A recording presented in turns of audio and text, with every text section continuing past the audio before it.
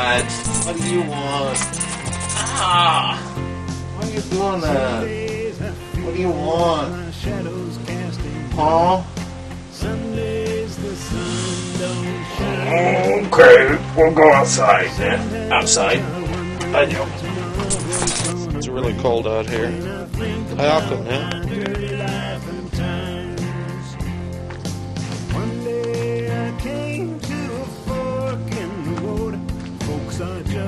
Oh, Chico.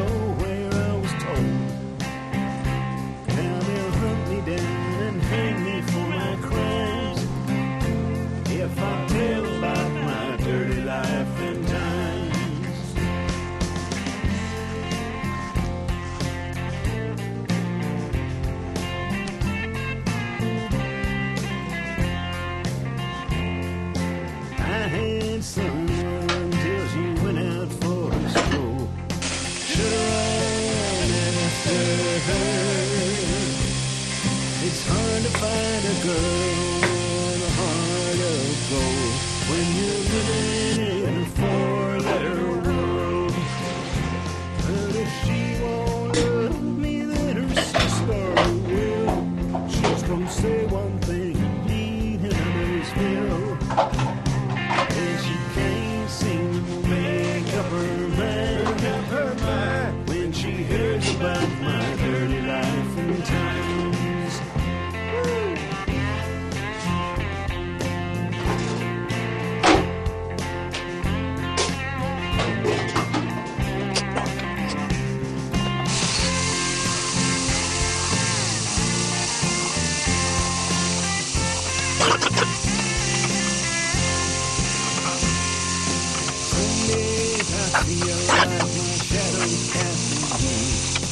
Some days the sun don't shine. Sometimes I wonder why I'm still running free, all up and down the line. It's a little lonely, folks, you know what I mean. I'm looking for a woman with low self-esteem.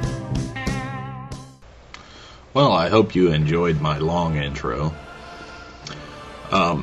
In the infamous words of Johnny Rotten, do you feel cheated? I said I was going to make a video to frisbees and flip-flops because all the atheists always bitch about the Abrahamic religions like Judaism, Islam, and especially Christianity because that's what they're most exposed to.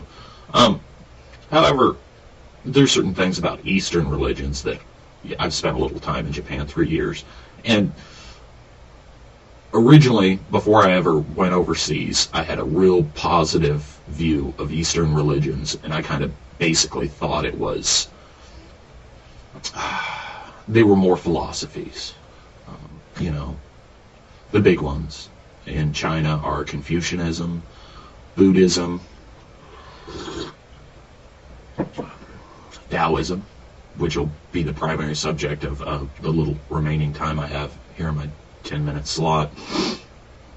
And in Japan, Buddhism is fairly prevalent, but it's mixed with Shintoism, which I've done previous videos on.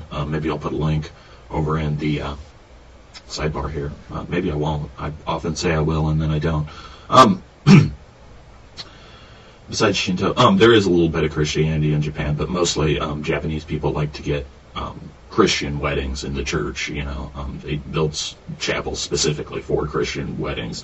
Although even if they have a Christian wedding where the man's in a tux and the woman's in a big white wedding dress instead of a traditional kimono, usually the participants aren't Christian. It's a nation that's 80% atheistic. However, on the subject of Buddhism, in Aomori, where my wife is from, there's a giant Buddha statue. It's like maybe 60 feet tall. I hope I'm not exaggerating, but it's pretty damn big. So we went there, and the statue is actually a temple. And I walk in, and I had this preconceived notion that Buddhists didn't believe in hell. They just believed in reincarnation until they had transcended the sorrows of the world, and then they died and went to nirvana, which is a state of extended bliss. Okay?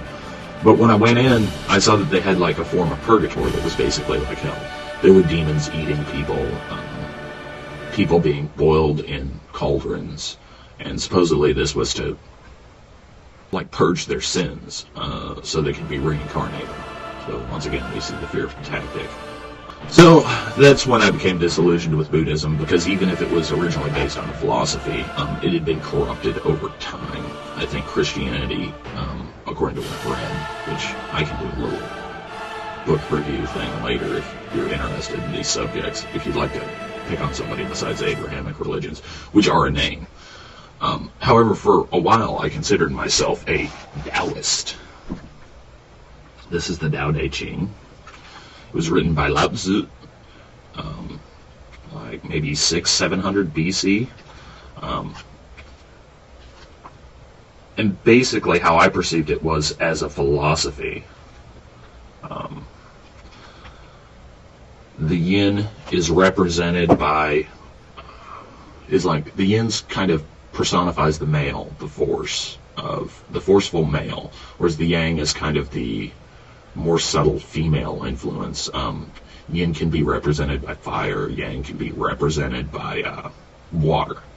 Or the way they put it is, over time, water can erode rock, and it's kind of, it had a significant influence, I think, on the whole 60s counter-cultural revolution. And as far as philosophy goes, I mean, the communists have tried to stamp it out because it's considered lazy. Taoists are kind of libertarians, but not really materialistic in the way of accumulating wealth. They just get by. They live their lives. Philosophically. However, then I found out that over the centuries, Taoism, the philosophy, became mixed with the folk religion of China. So now it's come to a point where they summon spirits. They have elaborate dance steps. And there's also two things that I find interesting: inner alchemy and outer alchemy. I don't have any problem with inner alchemy. That's fine and dandy, because what it consists of is breathing techniques, meditation, practicing feng shui, which is kind of a sexual hygiene, where the priest, I guess you'd call him the Taoist priest, engages in sex but retains his semen, which I don't really understand the point of that, but whatever.